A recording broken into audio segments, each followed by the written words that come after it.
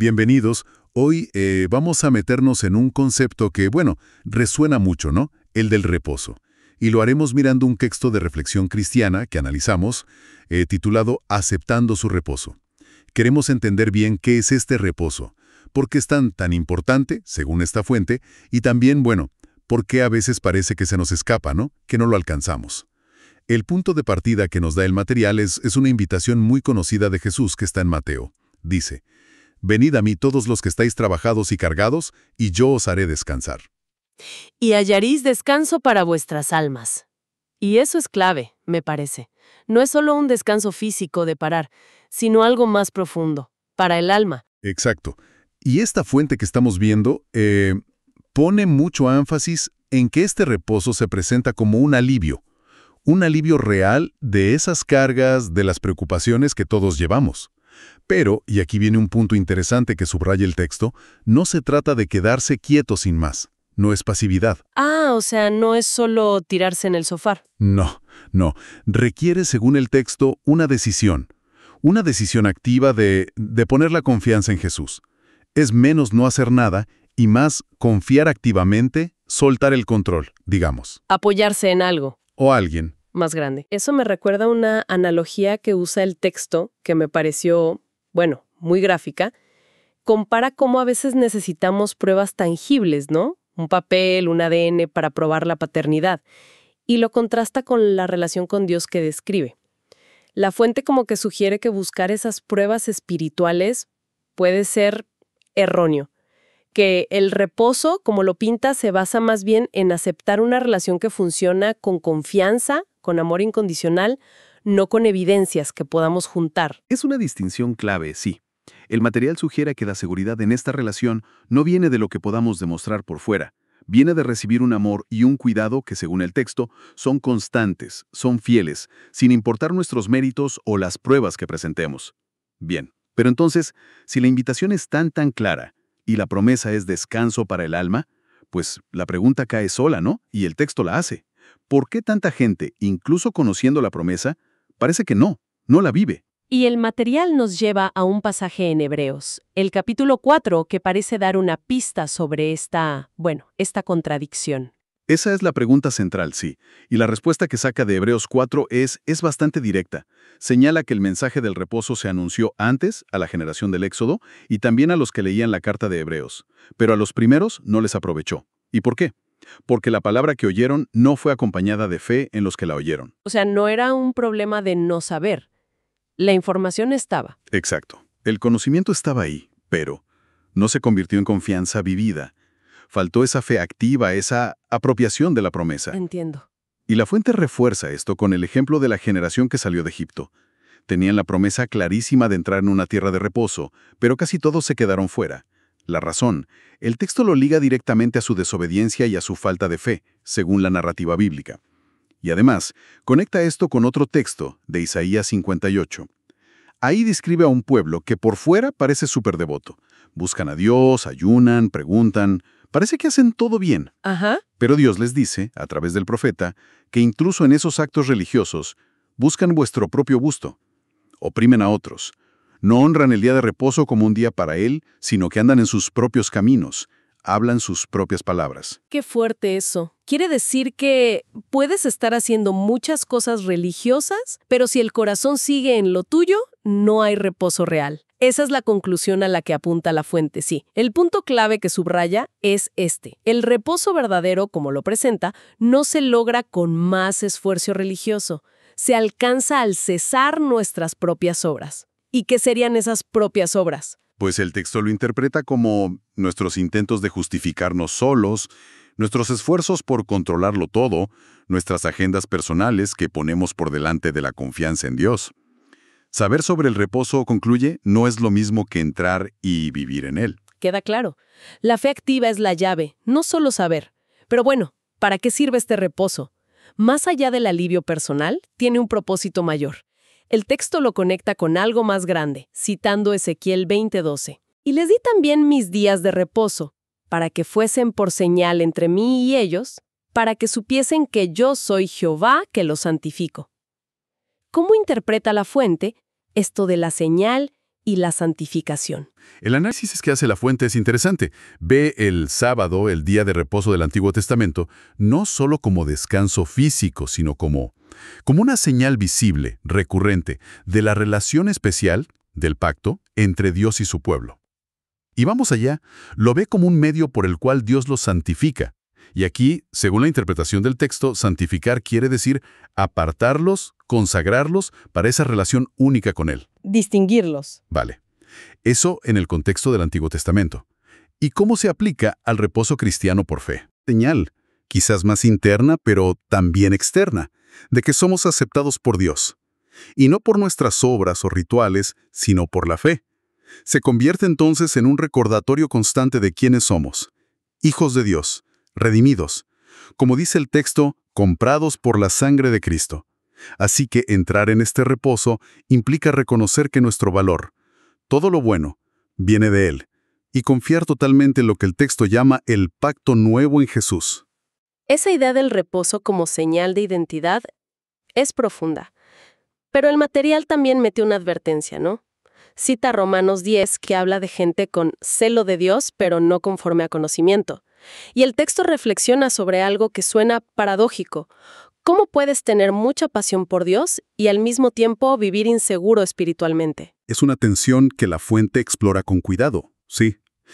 La perspectiva que ofrece es que muchos creyentes pueden ser muy celosos defendiendo doctrinas, siguiendo prácticas, esforzándose por hacer lo correcto. Pero, en el fondo, su sentido de identidad, su seguridad, no descansa en la aceptación de Dios, sino en lo que ellos hacen, en lo que saben, en sus logros religiosos. Están, como dice Romanos, según lo interpreta el texto, ignorando la justicia de Dios y procurando establecer la suya propia. Intentan construir su propia base para sentirse aceptados. Es como si ese celo estuviera mal enfocado, puesto en el esfuerzo propio, en vez de en recibir lo que Dios da. Exactamente. La fuente argumenta que la confianza de verdad, ese reposo del alma, no viene de que tan bien cumplimos la lista o cuánto sabemos. Viene de reconocer que es Cristo quien nos hace justos ante Dios, y más aún, es Él quien nos da el poder interior para vivir de una forma que le agrada. El texto usa una frase. Dice que Él coloca en nuestro corazón el poder para triunfar. O sea, hasta la capacidad para vivir la vida cristiana es un regalo, no un logro nuestro que nos dé seguridad. Ya veo. Y esto lo conecta con otra referencia fuerte que usa, Isaías capítulo 1. Ahí Dios expresa un rechazo tremendo a los rituales que se han vaciado. Dice cosas como, no me traigáis más vana ofrenda. Vuestras fiestas solemnes las tiene aborrecidas mi alma. Suene muy duro contra la religión organizada. Bueno, el punto que saca la fuente no es que reunirse o adorar sea malo en sí.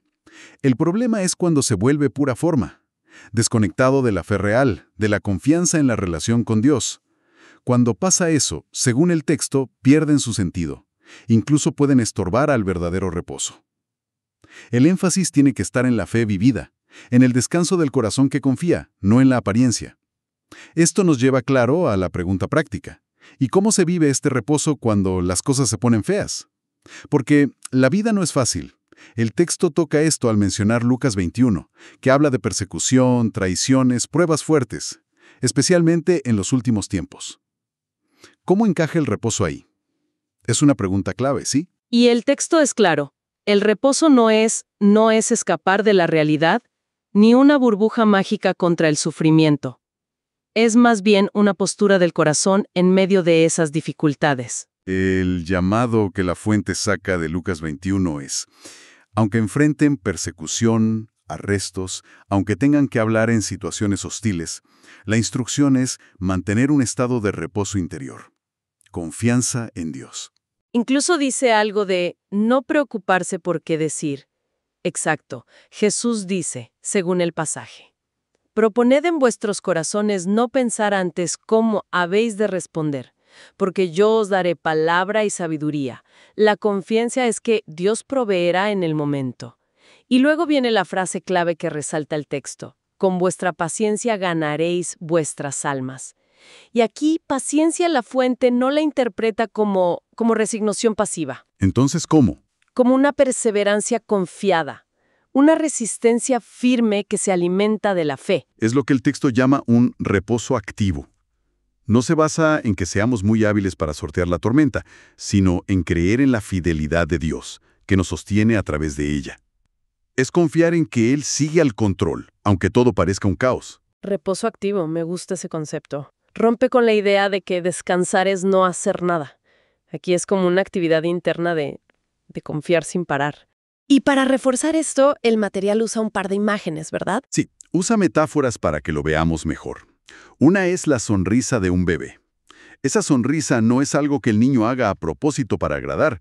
Es un reflejo natural de que se siente amado, seguro, cuidado. De forma parecida, sugiere el texto, la vida del creyente en reposo no debería ser un esfuerzo agotador por cumplir o aparentar, sino un reflejo, cada vez más natural, de lo que Dios está haciendo por dentro. Muy buena imagen. Y la otra que menciona es un recordatorio de 1 Corintios. Habéis sido comprados por precio. ¿Cómo conecta eso con el reposo? La conexión que hace es fundamental. Une directamente nuestra seguridad, la posibilidad misma de descansar espiritualmente con lo que Dios hizo en Cristo al redimirnos. Si fuimos comprados por precio, y un precio altísimo, según la teología, entonces nuestro valor, nuestra aceptación, nuestra paz, no dependen de cómo nos portemos hoy, de si tenemos éxito o fracasamos. Dependen del valor que Dios nos dio. Exacto. Dependen de ese acto redentor. La fuente argumenta que entender y creer esto de verdad es lo que nos libera de la ansiedad de tener que ganarnos la aprobación. Y eso permite entrar en el reposo real. Cambia la base de nuestra seguridad, ¿entiendes? Totalmente. Entonces, si juntamos todo esto, la invitación, las advertencias, la promesa, incluso en la dificultad, ¿cuál es la imagen final que nos deja el texto? Usa una cita de Oseas 11.4 que parece resumir todo. Sí, esa cita de Oseas es como el broche de oro de la perspectiva de la fuente. Describe a Dios diciendo, «Con cuerdas humanas los atraje, con cuerdas de amor, y fui para ellos como los que alzan el yugo de sobre su cerviz, y puse delante de ellos la comida». Es una imagen de mucha ternura, ¿no? De paciencia. Muchísima. No es una relación de fuerza, de exigencia aplastante. Es una atracción suave, amorosa, como un papá que guía a su hijito. Una guía paciente, que quita peso en lugar de añadirlo. Exacto. Ese es el corazón del mensaje que saca la fuente. La relación que Dios busca, según esta lectura, es paciente, es tierna. Es como ese padre que enseña a caminar, que sostiene con cuerdas de amor, que levanta el yugo que impide avanzar y que da el alimento. Nos guía paso a paso a ese lugar de descanso y confianza. Así que, para resumir, entrar en su reposo desde la óptica de este material significa básicamente 3 cosas que están ligadas y que la propia fuente destaca. Primero, es un reposo en Cristo. Depende totalmente de quien nos salva y sostiene, no de lo que nosotros hagamos. Ok, centrado en Él. Segundo, implica una seguridad que viene del Padre. Nuestra identidad, nuestra aceptación se basan en su amor fiel, manifestado en Cristo, no en nuestros ritos, ni en cuánto sabemos, ni en nuestros logros. Nuestra identidad segura en su amor. Y tercero, es un reposo activo. Ojo, no es apatía. Es una confianza que persevera, que se mantiene firme incluso en medio de la prueba o la persecución. Y se mantiene precisamente porque confía en la guía y el poder de Dios que nos sostiene. Una visión que, sin duda, da mucho que pensar. Y nos deja con una pregunta, que sale directamente de todo esto.